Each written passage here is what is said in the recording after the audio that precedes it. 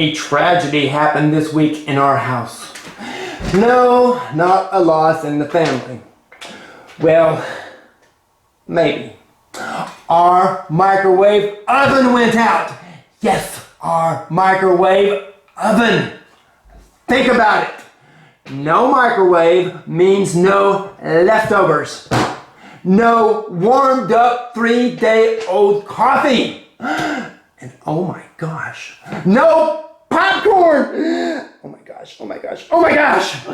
I mean, how am I supposed to heat up soup or cook oatmeal? What? Use one of those stove things? Those are freaking hot!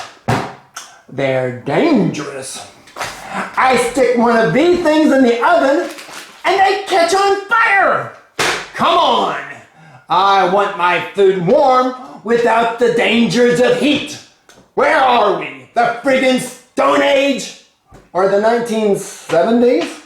Which I'm guessing is kind of considered the same thing these days. But wait a minute.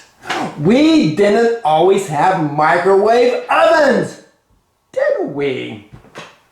How did my mom feed my family on a steady supply of leftovers without the benefits of a microwave oven? What was she? Magic or something? Wow. What an amazing woman. Yes, believe it or not, I grew up without the taken for granted modern technological marvel of the microwave oven. And we weren't some backwoods hillbilly family either now. Then again, we did live on a hill. And my dad's name was Bill. So technically he was a bit of a hillbilly. Now that's just fascinating now, ain't it? But the reason we didn't have a microwave oven was because nobody had a microwave oven. Actually, the first microwave oven came onto the market around 1972, which means my family wouldn't get one until the late 1980s. About the same time we got our first VCR.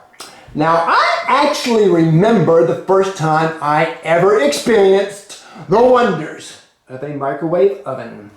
Yes, most guys remember the first time they kissed a girl, or maybe did other things with a girl. Now, I really don't remember all that much about either one of those two things, but I do remember my first microwave, by gosh. Oh yes, it was my first semester in college. I remember it like it was just yesterday. I gazed out across the dorm cafeteria, and there it was, all bright and shiny, with an alluring handle, as if to say, "Come, come, young man, let me warm your Danish." Okay, get a little creepy here. But I do remember asking some dude how long to heat whatever I was heating. And he just said, 15 seconds, man. I was like, 15 seconds? Seriously? Whew. What kind of witchcraft is this? Actually, now that I think about it, 15 seconds was longer than either one of those first girl things combined. But that was my first microwave experience, which was one of the few worthwhile things I actually got out of college. Come to think about it. But now I'm an addicted slave to the wonders of the microwave oven. And I don't know how I'm going to live without one. What am I going to do with all of these leftovers? I don't even have a dog to feed all my leftovers to anymore. Just what am I going to do? And what about popcorn?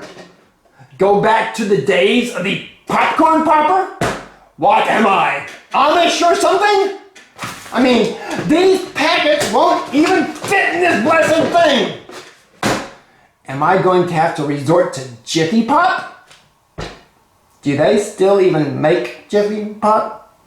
Jiffy Pop, Now, when I got this popcorn popper, it was state of the art. Noisy as heck. Yeah, sounds a little bit like a fighter jet taking off. But back in those days, it was like science fiction technology. No grease used here, only hot air. Really hot air, by the way. Oh yeah. Now it looks like one of those weird creatures on the TV show Mystery Science Theater 3000. The ones who make all those comments on all those lame sci-fi and horror movies. I feel like I should be watching some old lame horror movie like Trog or something while I'm holding on to this. Trog, half man, half beast, with the strength of 20 demons. Murderous fiend from hell! Trog! Trog! Run! Run! Run, Joe Crawford! Run! Wow, that certainly took a strange turn. Anyway, no microwave means no leftovers. No popcorn. No more drinking yesterday's coffee. Oh my gosh, the madness of it all. What to do? What to do? Agony beyond the power of speed.